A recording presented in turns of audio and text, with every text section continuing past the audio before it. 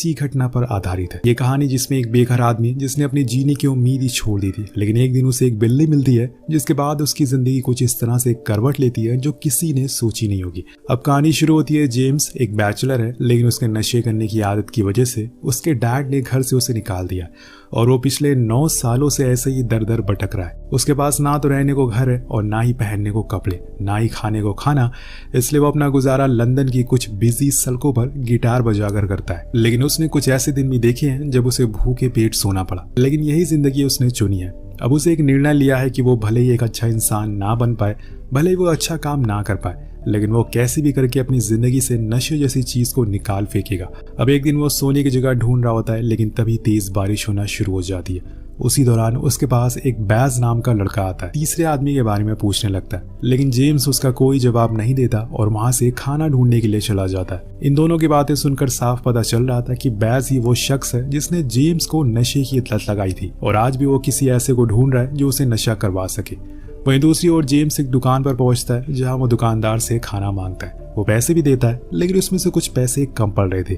अब वो उससे बहुत रिक्वेस्ट करता है कि वो बचे हुए पैसे कल लौटा देगा, क्योंकि वो यहीं आसपास ही गिटार बजाता है। लेकिन वो आदमी उस खाने को वॉश बेसिन में फेंक देता है और उसे वहां से भगा देता है।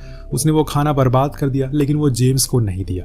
अब ये बात उसे बहुत ही हर्ट करती है, क्योंकि कोई इंसान इतना कैसे गिर सकता है। अगर वो उस खाने को दे भी देता तो क्या हो जाता। यही सोचते हुए वो बाहर आ जाता और तभी उसे बैज आवाज लगाता है, जो कि एक कार में बैठा हुआ था, और उसे बताता है कि यहाँ पे उसे ये कार खुली हुई मिली, इसलिए आज रात वो यहीं गुजारा करेंगे। अब यहाँ पर दोस्तों जिम के पास कोई घर नहीं था, इसलिए वो भी सोने के लिए राजी हो जाता है। पर उस रात बैज उसे फिर से नशा करवा देता है और अगली सुबह जब कार का मालिक आता है तब बैज तो भाग जाता है, लेकिन वो भाग नहीं पाता क्योंकि उसने इतना नशा कर लिया था कि जेम्स होश में ही नहीं था। अब वो ड्राइवर एक अच्छा इंसान होता है, इसलिए वो उसे हॉस्पिटल छोड़ देता है जहाँ पर उसका इलाज होता है। और इसी हॉस्पिटल में हम एक लेडी जिसका नाम एंजेलिना है, वो एक नशा मुक्ति केंद्र चलाती है जिसमें जेम्स अपना इलाज करवा रहा है। वो उसे बहुत डांटती है और कहती है कि अगर तुमने ऐसे ही नशे किए और तुम्हारी दवाओं का कोई असर नहीं होगा, जो तुम मेटाडॉल ले रहे हो दवा के तौर पर, और हर रोज वही तुम्हारी मौत का कारण बन जाएगी।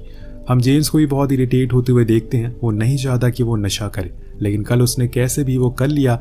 वो भी अपनी एडिक्शन से परेशान है, लेकिन वो एंजेलिना से वादा करता है कि वो हर रोज अपनी दवाइयां सही टाइम पर लेगा और दोबारा नशा नहीं करेगा। अब यहाँ उसकी दोबारा से थेरेपी शुरू होती है। उसका गिटार भी वो उसे वापस कर देती है, जिसे लेकर वो वापस सड़कों पर बजाना शुरू करता है। पर यहाँ पर एंजेलिना को जेम्स के लिए बुरा लगता है कि उसका कोई भी घर नहीं है। वो बहुत कोशिश करती है कि वो कैसे भी करके जेम्स को एक अच्छा सा रूम दिला सके। वो अपने बॉस से बात करती है, लेकिन वो उसे कहते हैं कि अभी यहाँ पे कोई भी रूम अवेलेबल नहीं है। तो एंजेलिना निराश हो जाती है। अब उसे ऐसा निराश देकर वो पूछती है कि तुम जेम्स के केस में इतना इंटरेस्ट क्यों ले रही हो। वो कहती है कि मुझे कहीं ना कहीं लग रहा है कि वो आगे जाकर एक अच्छा और बड़ा इंसान बनेगा, इसलिए मैं चाहती हूँ कि वो जल्द से जल्द नशे को छोड़ दे। उधर जेम्स ही अब बैस को अपने आसपास भटकने भी नहीं दे रहा था। वो बहुत कोशिश करता है बस अपना ध्यान गिटार प्ले करने में लगाए, ना कि नशा करने में। अब कुछ समय के बाद एंजेलिना की कोशिश रंग लाती है और वो कैसे भी करके एक रूम का इंतजाम उसके लिए कर देती है और जेम्स को उसकी चाबियां दे देती है। लेकिन वो उस रूम को देखकर थोड़ा इमोशनल हो जाता है कि एंजेलिना उसकी मदद कर रही है और उसका शुक्रिया अदा करता है। और उसके बदले में एंजेलिना बस उसे एक वादा चाहती है कि वो कभी भी नशा नहीं करेगा। उसके इस वादे को कायम रखने के लिए जेम्स प्रॉमिस करता है और ये घर उसके लिए बहुत बड़ी चीज थी, क्योंकि अभी तक उसके पास कोई छत नहीं थी जहाँ पे वो रात गुजार सके। वो अच्छा सा शाल लेता है और उसी दौरान उसे कुछ आवाज आती है। वो फौरन किचन में जाता है तो देखता है कि वहां पर एक बिल्ली आ गई है जो कि उसके खाने को खा रही है। अब जेम्स को भूखे होने की अहमियत पता होती है, इसलिए वो उसे सही से बैठाता है और कुछ और खाने को भी देता है, जिसके बाद वो उसे खिड़की से बाहर रख देता है ताकि वो अपनी फैमिली के पास चली जाए। लेकिन उसका भी जेम्स जैसा ही हाल था। वो अकेली थी, इसलिए वो छोड़कर नहीं जाती। अब यहाँ जेम्स को भी एक साथी की जरूरत थी। वो उसे अपने पास ही रख लेता। उस रात वो उसे गिटार भी सुनाता है और फिर दोनों सो जाते हैं। पर अगले दिन वो उसे ले जाकर घर के बाहर एक पार्क में छोड़ देता है, क्योंकि ऐसे वो उसे लेकर हर जगह घूम नहीं सकता है और ना ही उसे खाना खिला सकता है, क्योंकि उसके पास खुद खाने के पैसे नहीं है। अब जेम्स अपने काम पर जाने से पहले केमिस्ट से मेथाडॉल की डोज लेता है, क्योंकि हर रोज उसका यही काम है, यही दवा उसे नशे करने से दूर रख। अब वो एक सड़क किनारे गिटार बजा रहा होता है कि तभी उसे उसके डैड दिख जाते हैं। वो फौरन उनके पास जाता है और उसे बात करने की कोशिश करता है और उन्हें बताता भी है कि उसने नशा करना छोड़ दिया है, क्योंकि उसने एक नशा मुक्ति केंद्र भी ज्वाइन कर लिया। लेकिन जैक, जो कि उसके डैड है, उन्हें उसकी बातों पर यकीन नहीं होता। तभी वहां पर उसकी स्टेप मॉम आ जाती हैं, जिनका नाम क्लारा था। वो उनसे कहता है कि आप मुझे इस क्रिसमस पर अपने घर बुलाएं, हम सभी लोग एक साथ बैठकर डिनर करेंगे। लेकिन वो उसे बहुत बुरा भला कहती है और जैक को वहां से चलने को कहती है। अब जाते जाते उसके डैड उसे कुछ पैसे देते हैं जो कि काफी कम थे, लेकिन इतने में उसका कुछ दिन तक तो गुजारा हो ही जाएगा, इसलिए वो उन पैसों को ले लेता है और घर जाने लगता है। लेकिन पूरे रास्ते उसके दिमाग में बस एक ही बात घूम रही थी कि आखिर उसके डैड उससे इतनी नफरत क्यों करते हैं। वो कोशिश तो कर रहा है नशा छोड़ने की, कम से कम उन्हें मेरा साथ तो देना चाहिए, पर उन्हें देखकर ऐसा लगता है कि जैसे वो नहीं चाहते कि मैं उनके सामने भी आऊं। यही सब बातें उसे बहुत ही अजीब लगती है। पर उसी दौरान उसे अपने घर के सामने वही कैट बैठी हुई मिलती है, लेकिन उसके शरीर पर कुछ चोटों के निशान थे जो देखकर वो घबरा जाता है, लेकिन वो करे तो करे क्या। अभी उसे अपनी पड़ोसी कैटी दिखती है जिसे जानवरों के बारे में अच्छी जानकारी थी और इसीलिए वो फौरन उस कैट को लेकर उसके पास जाता है। वो उसे एक डॉक्टर के बारे में बताती है, लेकिन वहाँ काफी लंबी लाइन थी।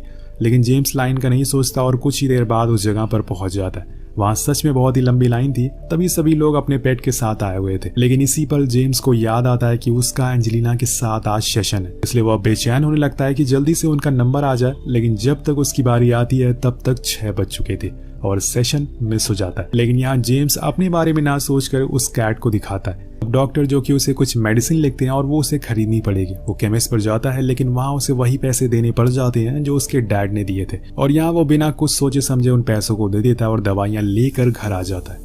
अब वो उन दवाइयों को उन्हें खिलाने की बहुत कोशिश करता है, लेकिन जैसे ही वो उन्हें खिलाता है वो दूर से भागने लगती है, इसलिए वो फिर से कैडी के पास जाता है और वो एक ही सेकंड में उसे वो दवाइयाँ खिला देती है, जिसे देखकर वो हैरान था। तब वो उसे बताती है कि तुम्हें जानवरों के साथ सबसे पहले अच्छा बिहेव करना होगा, उन्हें प्यार करना होगा, उन्हें कंफर्टेबल करना होगा। अगर ऐसा हो गया तो फिर वो तुम्हें आखिरी सांस तक तुम्हारे साथ देंगी। और यहाँ बातों बातों में वो कैट को पेरी का नाम देती है, जो जेम्स को भी बहुत पसंद आता है। इसके बाद उन दोनों में भी बातें होना शुरू हो जाती है, जिसमें जेम्स को पता चलता है कि केटी को नशे करने वाले और नॉन वेजिटेरियन लोग बिल्कुल पसंद नहीं है, इसलिए वो खुद को एक सिंगर बताता है ताकि वो उससे दूर ना जाए। इसके बाद वो फिर से एंजेलिना का सेशन फिक्स करती है, लेकिन वो उसे सेशन मिस करने के लिए बहुत डांटती है और गुस्सा भी करती है। तो वो उसे पेरी और कैटी के बारे में बताता है कि उन लोगों की वजह से मुझे टाइम नहीं मिल पाता। ये सुनकर एंजेलिना उसे समझाती है कि इस समय तुम अपने एडिक्शन की पीक पर हो, तुम्हें ऐसे समय पर कोई भी रिलेशन ज्वाइन नहीं करना चाहिए, चाहे वो कोई एनिमल ही क्यों ना हो, क्योंकि अगर वो तुमसे गलती से दूर चला गया तो तुम फिर से नशे करने के लिए मजबूर हो जाओगे। लेकिन ये बातें जेम्स को सही नहीं लगती, क्योंकि उसे पूरा यकीन था कि वो अब नशा नहीं करेगा, क्योंकि उसकी लाइफ में अब एक अच्छा दोस्त जो आ गया है, पेरी, जो कि उसके साथ 24 घंटे रहने लगी है। वेल एक दिन हर रोज की तरह जेम्स बस स्टेशन पे अपनी बस का वेट करता है और बस आने पर वो उसमें चढ़ जाता है। लेकिन जैसे ही वो चलना शुरू करती है उसके पीछे पेरी भागते हुए दिखती है और जल्दी से जाकर बस में चढ़ जाती है। उसकी यह हरकत से जेम्स उसे बहुत गुस्सा करता है और उसे घर जाने को कहता है, लेकिन बस में बैठे सभी लोग पेरी को बहुत प्यार करते हैं, तो जेम्स भी गुस्सा नहीं करता और उसे अपने पास में ही बैठा लेता है। तभी बस कंडक्टर आती है और उसे गले में एक लेस बांध देती है, जिससे कि वो हमेशा जेम्स के करीब ही रहे। अब डेस्टिनेशन आने के बाद दोनों ही उतर जाते हैं, लेकिन यहाँ पेरी उसे बहुत परेशान करती है और वो यहाँ वहाँ भागना शुरू कर देती है। पर जैसे तैसे करके वो उसे शांत करता है, जिसके बाद वो उसे अपने कंधे पर बैठा लेता है और अपने स्पॉट पर चला जाता है जहाँ वो हर रोज गिटार बजाया करता था। लेकिन वो देखता है कि आज वहाँ पर कुछ ही पलों में बहुत सारे लोग इकट्ठा हो जाते और उन्हें देखकर जेम्स शॉक हो जाता है। तो एक्चुअल में दोस्तों इन लोगों ने इंसान को एक बिल्ली पालते हुए कभी नहीं देखा था, वो भी लंदन जैसे शहर में, जहाँ पर लोग ज्यादातर डॉग को अडॉप्ट करते थे और इसी वजह से यहाँ के लोग ज्यादातर जेम्स की तरफ अट्रैक्ट होने लगते हैं। सभी लोग उन्हें खूब पैसे भी देते हैं, जिससे जेम्स बहुत खुश होता है। वो पेरी के साथ हाई फाइव भी करता है, लेकिन वहाँ हम बैस को भी देखते हैं जो जेम्स के पास इतने पैसे देखकर हैरान था।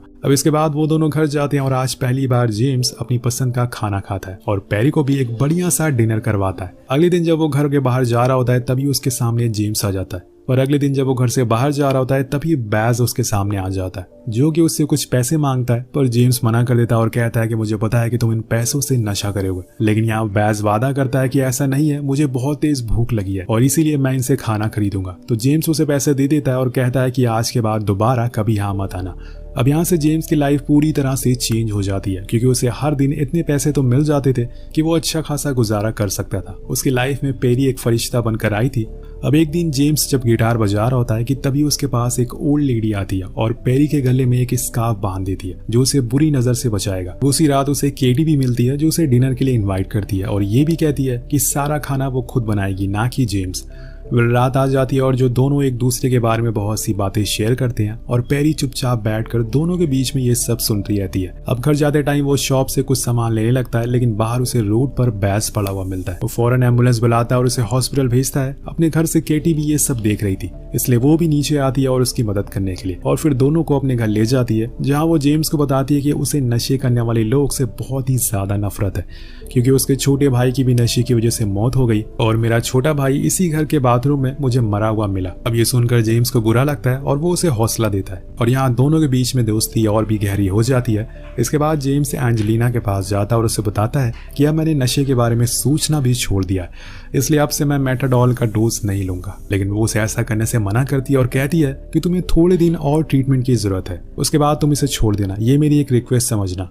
अब कुछ दिनों के बाद क्रिसमस आ जाता है, जिसे केटी, पेरी और दोनों साथ में सेलिब्रेट करते हैं और गिफ्ट के तौर पर केटी उसे एक पेंटिंग देती है जो उसे बहुत पसंद भी आती है। लेकिन घर आते टाइम जेम्स के दिमाग में उसके डैड ही थे। वो इस क्रिसमस को अपनी फैमिली के साथ सेलिब्रेट करना चाहता था, इसलिए वो उनके घर पहुंच जाता है। लेकिन वहाँ उसकी स्टेप सिस्टर उसे नशेड़ी नशेड़ी कहकर बुलाने लगती है। तभी वहाँ उनकी माँ भी आ जाती है, जो जेम्स को वो सब बोल देती है जो उसने कभी भी एक्सपेक्ट नहीं किया था। और तभी पेरी उसके हाथ से निकलकर भाग जाती है और घर के सारी चीजों को तोड़ने फोड़ने लगती है। लेकिन समय रहते हुए जेम्स उसे पकड़ लेता है और वहां से ले जाता है। लेकिन उसने अपना और अपने मालिक का गुस्सा तो निकाल दिया था चीजें तोड़कर। तो बेसिकली दोस्तों, उसकी स्टेप मॉम ने उसके डैड को जेम्स के खिलाफ कर दिया और वो चाहती थी कि जेम्स कभी भी यहाँ पर ना आए। अब अगले दिन जब जेम्स परफॉर्म कर रहा होता है कि तभी वहां पर दो लोग आ जाते हैं जिनके डॉग जेम्स के बैग पर टॉयलेट कर देते हैं। अब इस बात को लेकर दोनों में लड़ाई होना शुरू हो जाती है और इसी चक्कर में वहां पुलिस भी आ जाती है, जो जेम्स को पकड़ कर ले जाती है। लेकिन कुछ ही समय बाद एंजेलिना आकर जेम्स की बेल करवाती है। लेकिन यहाँ जेम्स के लिए एक बुरी खबर थी, वो अब आने वाले 6 महीने तक कोई भी परफॉर्मेंस नहीं कर सकता, मतलब कि रोड पर परफॉर्म नहीं कर सकता, और इसीलिए उसे अब कुछ और काम करना होगा। लेकिन यहाँ वो सबसे पहले एंजेलिना से पेरी के बारे में पूछता है, तो वो बताती है कि वो पुलिस के पास है, लेकिन उससे पहले तुम्हें मेटाडॉल की डोज लेनी होगी।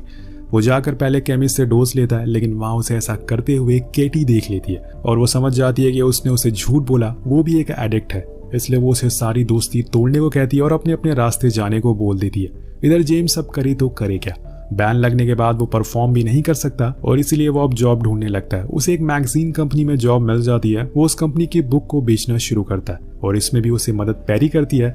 उसकी वजह से कई लोग वहां पर आ जाते हैं और उससे वो बुक खरीद लेते हैं। अब यहाँ पर कुछ ऐसे भी लोग होते हैं जो जेम्स को एक्स्ट्रा पैसे दिया करते थे, लेकिन ये चीज उसके साथ काम करने वाले लोगों को पसंद नहीं आती, इसलिए उन्होंने अपने बॉस से इसकी शिकायत कर दी और कहा कि ड्यूटी के टाइम पे ऐसे पेट अलाउड नहीं है। इसलिए अब जेम्स को वो जॉब भी छोड़नी पड़ जाती है, जिसके बाद उसके पास जो भी पैसे थे वो धीरे धीरे खत्म होने शुरू हो जाते।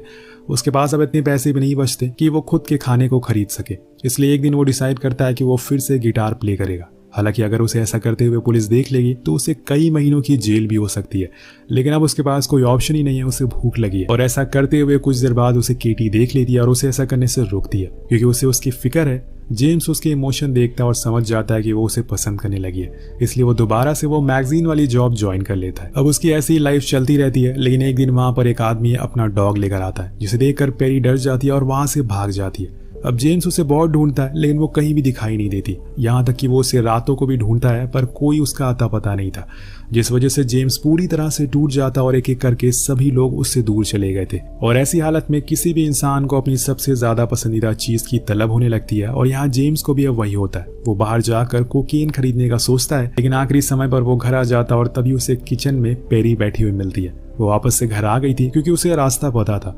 उसे देखकर जेम्स बहुत ही ज्यादा खुश होता है और फिर अगले दिन जाकर एंजेलिना से मिलता है और उसे समझाता है कि अब वो मेटाडॉल का डोज नहीं लेगा, क्योंकि वो खुद को काबू करना सीख गया है। वो उसकी बात मान जाती है, पर एक बात उसे समझाती है कि आने वाला एक हफ्ता उसके लिए बहुत ही ज्यादा बुरा होगा ऐसा डोज छोड़ने की वजह से। लेकिन जेम्स सभी चीजों के लिए तैयार था। वो पूरा एक हफ्ता घर में रहने का डिसाइड करता है, लेकिन उसके लिए चीजें इतनी आसान नहीं थी।